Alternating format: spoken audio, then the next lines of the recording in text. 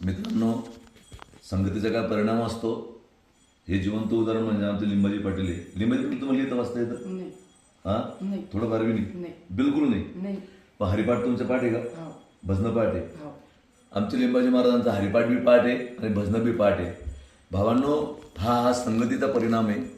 म्हणजे ते लहानपणापासून आमच्या सोबतच आहे. आणि दुसरी गोष्ट अशी, बाहेर कोणाचंही कीर्तन असो, भजन असो, ते सोडत नाहीत. आणि काल आम्ही त्यांच्या गळ्यात विना दिला हरिपाठामध्ये. आणि काल मी त्यांच्याकडं सगळं निरीक्षण केलं तर आमच्या लिंबाजी महाराजांचा हरिपाठ पाठ आहे आणि गळ्यामध्ये पवित्र अशी तुळशीची माळ आहे.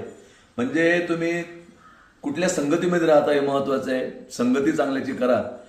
रोडवर चहा 5 रुपयाला भेटतो, चांगल्या हॉटेलमध्ये 10 रुपयाला भेटतो आणि ताजमहलला गेले की 1000-500 रुपयाला भेटत असेल.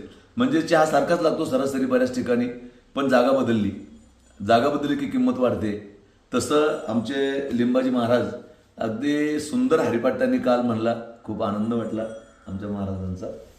फार गोड आहेत आमचे महाराज, साधं गोड व्यक्तिमत्व आहे. आणि म्हणून चांगल्याच्या संगतीत राहा आणि आनंद घ्या. रामकृष्ण आहे.